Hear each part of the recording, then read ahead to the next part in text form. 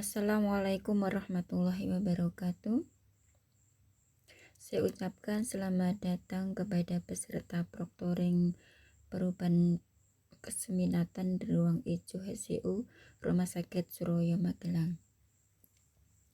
Mohon izin saya menyampaikan share materi tentang keseimbangan cairan dan elektrolit. Maksud keseimbangan cairan dan elektrolit adalah distribusi yang normal dari air tubuh total dan elektrolit ke dalam seluruh bagian tubuh. Keseimbangan cairan dan elektrolit saling bergantung satu dengan yang lainnya. Ketidakseimbangannya mengakibatkan overhidrasi atau kelebihan cairan, dehidrasi atau kekurangan cairan, hiponatremia, hipernatremia, hipokalemia, hiperkalemia, hipokalsemia.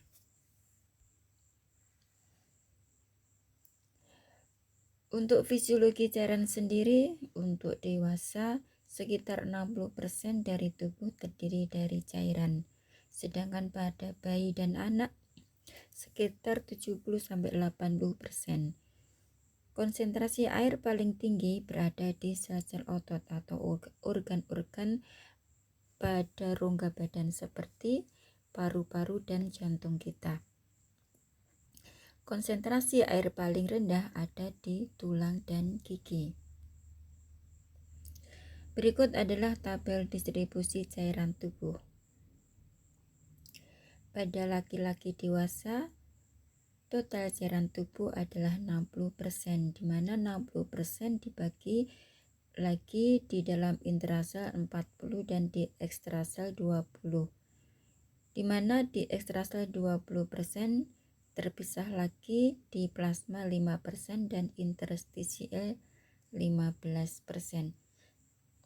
Sedangkan pada perempuan lebih sedikit lagi, cairan tubuhnya sekitar 50%, di dalam sel 30%, di ekstrasel 20%. Di ekstrasel sama untuk plasma 5% dan di interstisial 15%. Sedangkan pada bayi ini lebih banyak persentasenya, 75% tubuhnya mengandung cairan. Di intrasel 40% dan di ekstrasel 35%, dibagi di plasma 5%, di interstisial 30%. Jadi di interstisial pada bayi itu 2 kali lipat dari orang dewasa.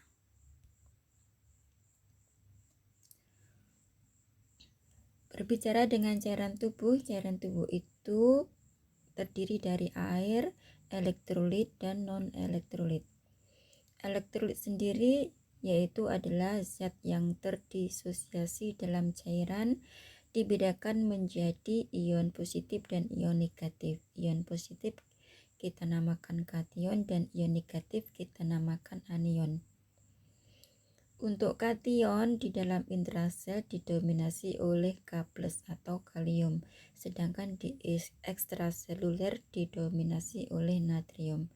Sedangkan untuk anion di intrasel didominasi oleh fosfat dan di ekstrasel didominasi oleh klor dan karbonat. Ini adalah komposisi elektrolit intraseluler, di mana di dalam intraseluler kation yang mendominasi adalah K+. Di tabel bisa kita lihat nilai dari kalium 150 mg per liter, sedangkan natrium cuma 15, kalsium 2, magnesium 27. Totalnya kation di dalam intraseluler 194 mg per liter. Sedangkan anion di dalam intrasel didominasi oleh fosfat yaitu 100, sedangkan karbonat 10, klor 1, SO4 20, protein 63. Nah, protein di sini termasuk anion, dia bermuatan negatif. Untuk totalnya sama, anion 194 mol per liter. Jadi antara kation dan anion di dalam intraseluler itu seimbang, sama-sama 194 mol per liter. Sedangkan pada ekstraseluler untuk kation itu didominasi oleh natrium 142, yang kalsium cuma 5, kalium juga 5, magnesium 1, totalnya 154. Sedangkan anion di dalam ekstrasel didominasi oleh Cl atau klor. Di samping itu ada karbon HCO3 24, kemudian fosfat 2, SO4 1, asam organik 6, dan protein 16, totalnya 154. Jadi antara kation dan anion di ekstraseluler juga harus seimbang, 154 kation dan 154 anion. Kandungan elektrolit dalam plasma dan cairan interstisial kurang lebih sama, sehingga nilai elektrolit plasma mencerminkan komposisi dari cairan ekstraseluler. Non-elektrolit adalah glukosa, urea, kreatinin, dan bilirubin yang tidak terdisosiasi dalam cairan. Nah, tentunya di dalam tubuh kita ada mekanisme untuk menjaga keseimbangan cairan dan elektrolit. Mekanisme dan keseimbangan ini melibatkan dua transport, yaitu transport pasif dan transport aktif. Untuk transport pasif ini tidak membutuhkan energi ATP atau adenotrifosfat, meliputi difusi dan osmosis. Sedangkan transport aktif melibatkan energi ATP, yaitu dengan menggunakan pompa natrium kalium. Untuk transport pasif ada difusi. Difusi ialah proses bergeraknya molekul lewat pori-pori. Larutan akan bergerak dari konsentrasi tinggi ke arah larutan berkonsentrasi rendah. Sedangkan osmosis bergeraknya molekul melalui membran semipermeabel dari larutan berkadar lebih rendah menuju larutan berkadar lebih tinggi hingga kadarnya sama. Seluruh membran sel dan kapiler permeabel terhadap air, sehingga tekanan osmotik cairan tubuh seluruh kompartemen sama. Tekanan osmotik plasma darah ialah 270 sampai 290 mOs per L4. Pompa natrium kalium merupakan suatu proses transport yang memompa ion natrium keluar melalui membran sel dan pada saat bersamaan memompa ion kalium dari luar ke dalam.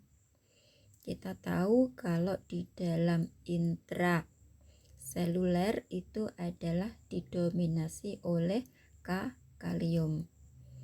Nah, karena itu pergerakan kalium dari luar ke dalam itu membutuhkan tenaga. Tenaga itu diambilkan dari pompa natrium kalium sendiri. Begitu juga untuk natrium. Natrium itu keluar melalui membran sel, dipompa oleh pompa natrium kalium menggunakan energi dari ATP atau adenotrifosfat. Kemudian untuk sistem pengaturan cairan tubuh sendiri, dalam kondisi normal cairan tubuh stabil dalam letaknya masing-masing. di intrasel, di intrasel, di ekstrasel juga ekstrasel, plasma juga plasma, interstisial juga interstisial. Apabila terjadi perubahan, tubuh memiliki sistem kendali atau pengaturan yang bekerja untuk mempertahankannya. Misalkan pada pasien yang perdarahan, kekurangan cairan karena diare, muntah, itu otomatis tubuh akan menjalankan mekanisme pengaturan cairan tubuhnya. Mekanisme pengaturan dilakukan melalui dua cara, yaitu kendali osmolar dan kendali non-osmolar. Yang pertama adalah sistem osmolar. Dominan sistem osmolar ini pengaturannya lebih dominan dan lebih efektif dalam mengatur volume cairan ekstraseluler. Kalau ekstraseluler tadi terdiri dari plasma dan interstisial ya. Yang pertama, untuk sistem osmolar, sistem osmoreseptor hipotalamus, hipofisis, dan ADH. ADH ini adalah antidiuretik hormon. Terletak pada hipotalamus anterior. Bila osmolaritas cairan meningkat, contohnya dehidrasi, jadi cairan di dalam tubuh kita itu lebih pekat ya, itu akan merangsang kelenjar hipofisis, meningkatkan produksi ADH atau antidiuretik hormon. Karena hormon ini ditingkatkan produksinya, antidiuretik hormon, artinya tubuh tidak akan mengeluarkan cairan yang berlebihan, jadi cairannya ditahan. Jadi otomatis kalau tubuh kita mengalami dehidrasi, maka ada peningkatan produksi ADH oleh hipotalamus, dalam hal ini hipofisis. Nah, karena peningkatan antidiuretik hormon, maka cairan itu akan ditahan agar tidak banyak yang keluar karena kondisi sudah kekurangan cairan. Dalam kebalikannya, bila osmolaritas cairan menurun atau overhidrasi, kelenjar hipofisis menurunkan produksi ADH atau antidiuretik hormon.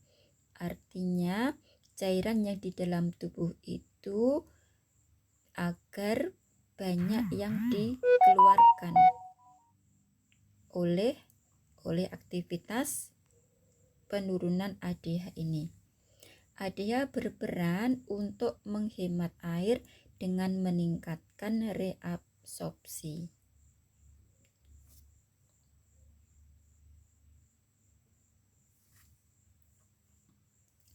Kemudian yang kedua, sistem renin-angiotensin aldosteron. Misalkan kadar natrium tubuh kita turun, maka akan merangsang hormon renin dilepas. Di mana? Oleh ginjal. Renin dilepas di dalam ginjal. Renin akan membentuk angiotensin 1. Terjadi di hati. Kemudian oleh converting enzim yang ada di paru, angiotensin 1 tadi diubah menjadi angiotensin 2. Angiotensin 2 ini merangsang kelenjar suprarenal menghasilkan aldosteron. Angiotensin 2 berperan sebagai vasokonstriksi, sehingga dengan adanya vasokonstriksi ini maka tekanan darah akan meningkat. Sedangkan aldosteron berperan meningkatkan absorpsi natrium atau retensi air agar meningkat. Misalkan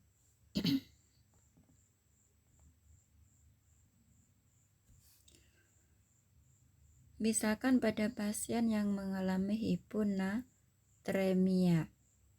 Karena hiponatremia, maka kemampuan tubuh menyerap air akan berkurang, otomatis tensinya akan berkurang. Nah, karena tensinya berkurang, maka angiotensin 2 itu akan memberikan efek vasokonstriksi. Akhirnya tekanan darahnya akan meningkat.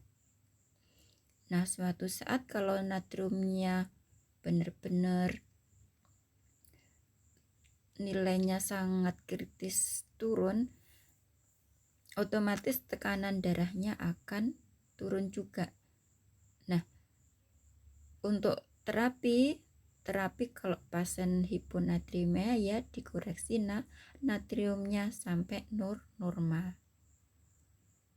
Di samping itu, sementara natriumnya dikoreksi, untuk tekanan darah juga kadang bisa dibantu dengan memberikan vasokonstriksi seperti norepinefrin atau kalau sering kita sebut mereknya adalah Vascon. Nah, ini sering terjadi pada pasien di ICU, pasien yang hiponatremia, tensinya turun, kemudian dikoreksi dengan natrium misalkan dengan NaCl 3%, sementara juga dibantu oleh Vascon. Nah, setelah koreksi natrium atau NaCl 3%, lambat laun nanti untuk kadar natriumnya akan kembali normal, dan untuk Vasconnya juga lama-lama tidak digunakan. Kalaupun toh kadar natriumnya rendah sedikit dan tensinya tidak turun, itu cuma koreksi natrium saja, otomatis nanti tensinya juga akan meningkat secara otomatis, karena dengan koreksi natrium otomatis untuk retensi air otomatis juga akan meningkat, karena sifat dari natrium itu akan mengikat cairan. Yang kedua adalah kendali non-osmolar. Ini tidak ada sangkut pautnya dengan osmolaritas. Yang pertama adalah refleks reseptor. Reseptor ini terletak pada dinding atrium jantung. Bila terangsang, maka akan timbul impuls aferen melalui jalur simpatis yang akan mencapai hipotalamus. Hipotalamus akan teraktivasi sehingga hipofisis akan mensekresi ADH. Kemudian refleks baroreseptor. Misalkan bila tekanan darah menurun, maka baroreseptor di karotid terangsang, akhirnya terjadi hambatan efek hipotalamus terhadap hipofisis. Akhirnya sekresi ADH meningkat. Dan kebalikannya, bila tekanan darah meningkat, impuls aferen akan mempengaruhi hipotalamus sehingga menghambat hipofisis posterior, sehingga sekresi ADH berkurang. Jadi misalkan pasien dengan hipertensi, maka sekresi antidiuretik hormon akan berkurang.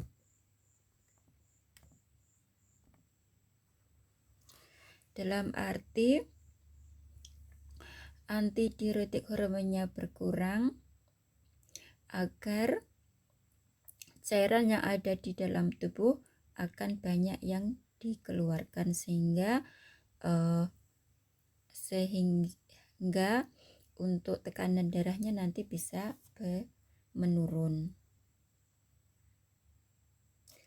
Sekarang kita menginjak tentang distribusi pemasukan dan pengeluaran cairan. Kondisi keseimbangan cairan tubuh artinya seimbang antara yang masuk dan keluar. Dengan mekanisme keseimbangan, cairan tubuh selalu berada dalam jumlah yang konstan. Dalam kondisi normal, masukan cairan dipenuhi melalui makanan, minuman, serta air hasil metabolisme. Air keluar dari tubuh melalui urin, feses, insensible, dan air dari kulit dan paru-paru. Ini adalah tabel keseimbangan masukan dan pengeluaran cairan. Untuk masukan ada yang terlihat, ada yang tak terlihat. Yang terlihat misalkan minuman, makanan. Yang tidak terlihat, kalau makanan termasuk tidak terlihat ya, karena tidak bisa diukur dengan gelas ukur ya. Yang terlihat minuman saja. Misalkan minum 650 cc. Kemudian yang tak terlihat dari makanan air yang terkandung di dalam makanan misalkan 750. Kemudian oksigen 350. Nah, totalnya jumlahnya adalah 1750 ya. Dari 650 ditambah 1100, jadi 1750. Sedangkan untuk pengeluaran yang bisa dilihat, diukur itu adalah urin misalkan 700, yang tidak terlihat dari kulit 500, dari nafas 400, dari feses 100. 700 ditambah 1050, totalnya 1750. Ini seimbang antara masukan dan pengeluaran.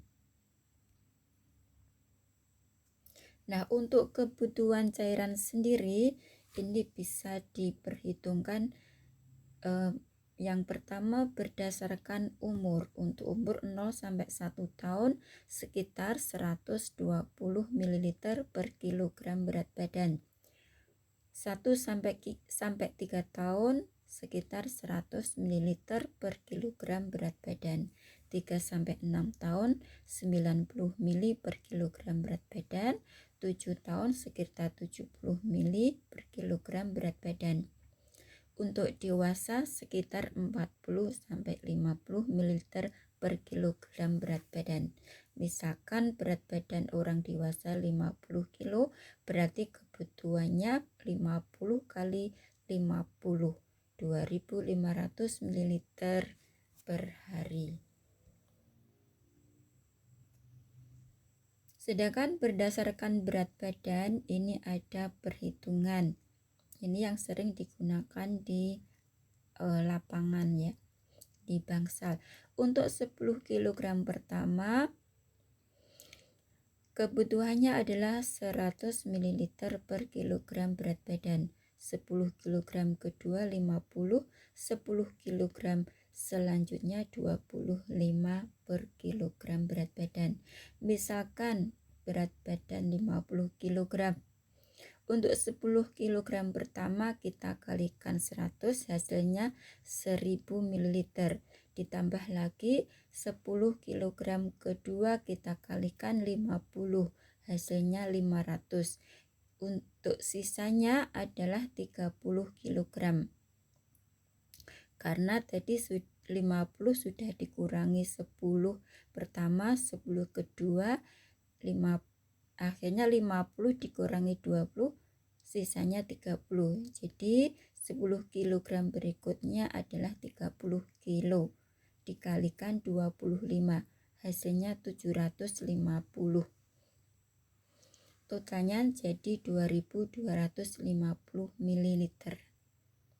Berbeda 250 ml kalau dengan pakai yang umur tadi ya.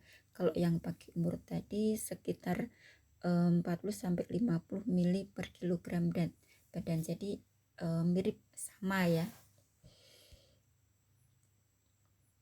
Nah, bagaimana teknik menghitung balan cairan? Untuk rumus penghitungan balan cairan mudah sekali, yaitu cairan masuk dikurangi cairan keluar dikurangi IWL. Untuk cairan masuk terdiri dari cairan infus, kemudian minuman, kandungan cairan dalam makanan, volume obat-obatan termasuk obat suntik, obat yang didrip, albumin, transfusi, dan air metabolisme. Untuk air metabolisme ini sejumlah 5 cc per kilogram berat badan per hari. Karena metabolisme yang terjadi di dalam tubuh itu menghasilkan air. Untuk cairan keluar terdiri dari urin, kandungan air dalam feses, kemudian drain, muntah, produk NGT, perdarahan, dan sekret. Untuk IWL atau insensible water loss adalah hilangnya cairan melalui proses difusi melalui kulit, proses evaporasi melalui pernapasan. Untuk IWL, kebanyakan literatur menggunakan rumus hitungan 15 kali berat badan ini dalam hitungan 24 jam. Sedangkan untuk IWL, bila pasien mengalami hipotermi, otomatis untuk IWL-nya akan naik ya. Untuk penghitungannya adalah 10% kali cairan masuk. 10% dari cairan masuk dikalikan jumlah kenaikan suhu ditambah IWL normal. Ini perhitungan dalam 24 jam. Nah, untuk ruang ICU sendiri kita memakai 10 kg berat badan dalam 24 jam. Karena perhitungan cairan masuk yaitu air metabolisme yang 5% per kilogram berat badan per hari itu tidak ikut dihitung. Jadi kita memakai 10 kali berat badan, nanti hasilnya sama ya, karena cairan masuknya 5 cc per kilogram berat badan per hari itu ditiadakan, sehingga IWL yang di rumus literatur 15 jadi 10, jadi hitungannya sama. Dan kemarin juga kesepakatan kita juga, karena di ICU yang normal yang biasanya itu ada AC ya, jadi AC itu membuat suhunya dingin, akhirnya akan menurunkan metabolisme dari pasien sendiri, evaporasinya menurun dan sebagainya. Nah, untuk anak-anak sendiri berbeda dengan dewasa ya. Menghitung balan cairan anak tergantung pada tahap umur. Untuk menentukan air metabolisme sendiri juga masing-masing umur berbeda-beda. Untuk balita 1-3 tahun 8 cc per kilogram berat badan per hari. 5-7 tahun 8-8,5 cc per kilogram berat badan per hari. Untuk 7-11 tahun 6-7, 12-14 tahun 5-6 cc per kilogram berat badan per hari. Untuk IWL pada anak ada yang menggunakan rumus 30 dikurangi usia anak dalam tahun kali cc per kilogram berat badan per hari.